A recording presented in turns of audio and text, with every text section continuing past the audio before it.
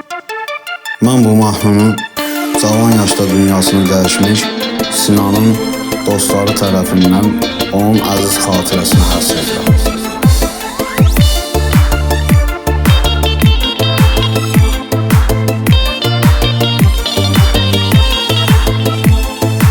Arıqlı kəndində Sinan vardı, dostlarına fəxir deyib dixardı.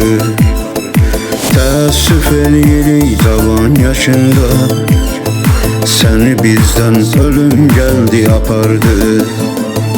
İndi qalmışıq sənə həsrət Sinan, deyir hamı ruhuna rəhmət Sinan. Deyib cavan yaşda itirdik səni, Allah edər məkanına cənnət Sinan.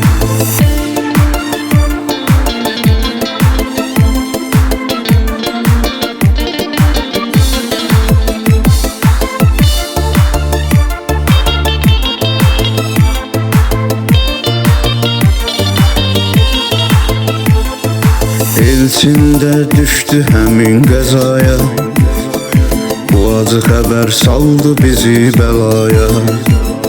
Sinanın elçini unutmadı biz, sizi əmanət eyləmişik Xudaya.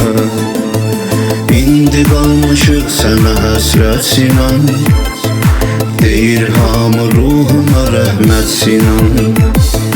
Deyib cavan yaşda itirdik səni, Allah edər məkanına cənnət Sinan.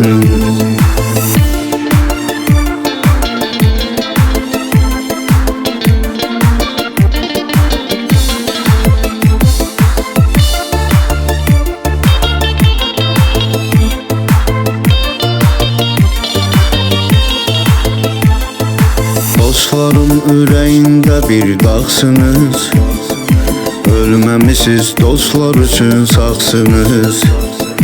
Ehtibarlı dostlarınız hər biri, deyir ürəyimizdə yaşayacaqsınız.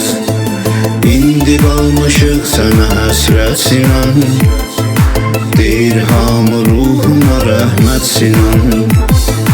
Heyf cavan yaşda itirdik səni, Allah edər məkanına cənnət Sinan.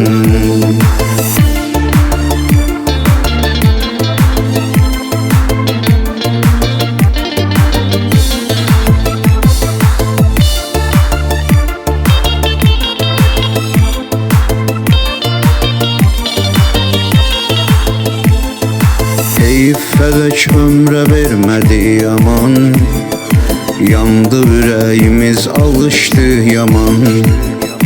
Ölüm ayırdı səni dostlarından, məkanın cənnət olsun deyək Sinan. İndi qalmışıq sənə həsrət Sinan, deyir hamı ruhuna rəhmət Sinan. Heyf cavan yaşda itirdik səni, Allah edər məkanına cənnət Sinan.